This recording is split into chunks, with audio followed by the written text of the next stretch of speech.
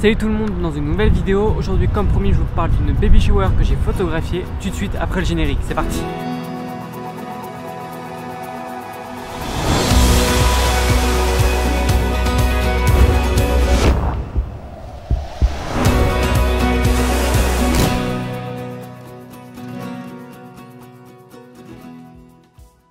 Donc grâce à l'application AirTasker, comme pour l'événement automobile qu'on a filmé précédemment, je vous mets la petite fiche juste ici si vous voulez aller la voir, on a pu être pris pour photographier une baby shower. Et qu'est-ce qu'une baby shower?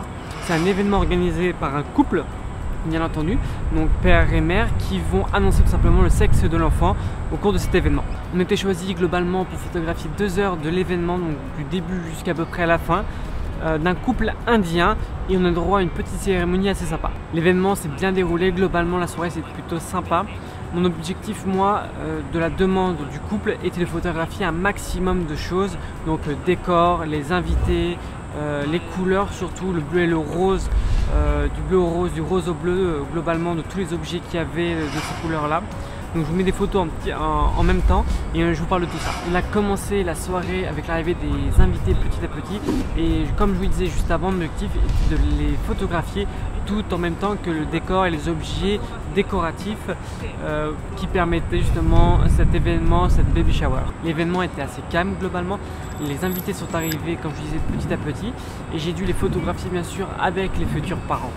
À chaque fois que je faisais justement une photo, je faisais justement ce signe là, donc pouce en l'air pour dire que c'était ok. Et une des mamans, donc une maman de la mère principale du couple justement de cet événement, s'est foutu un peu de moi à chaque fois, me faisait le pouce en l'air à chaque fois que je la croisais justement. Peut-être qu'ils n'avaient pas l'habitude de voir un photographe faire ce petit pouce en l'air, peut-être, ou qu'ils n'ont pas l'habitude chez eux, ce que ça signifie, je ne sais pas du tout. Après ces photos des invités avec le couple, et justement des décorations, c'était le moment du gâteau. Oui, le gâteau avant le dîner, je ne sais pas pourquoi, mais c'était peut-être dans leur tradition. On n'a pas trop demandé ce qu'on justement devait travailler, mais bon, en tout cas c'était dans leur tradition de découper le gâteau ensemble. Donc ils avaient leur couteau main dans la main, et hop, ils ont justement découpé le gâteau. Et je vous mets en même temps des photos pour raconter cette jolie histoire. Donc ils ont pu ensuite donner un morceau de gâteau à chaque invité, bon, pas vraiment à chaque invité, mais à un membre de la famille proche, et justement ils s'échangeaient justement des parts de gâteau, donc c'était plutôt marrant. Après cette tradition de découper le gâteau ensemble avec la famille proche et les invités regardant ça et mangeant un morceau après pour les invités vraiment proches, on a pu faire place au dîner. Donc il y avait pas mal de petits repas traditionnels, je suppose, indiens. Donc certains épicés, certains un peu plus sucrés, et j'avoue que ce mélange de je ne sais quoi exactement avec une sauce noix de coco ultra sucrée, je n'ai pas pu. Pourtant j'adore le sucre, mais là je n'ai pas pu, globalement c'était vraiment trop, mais bon.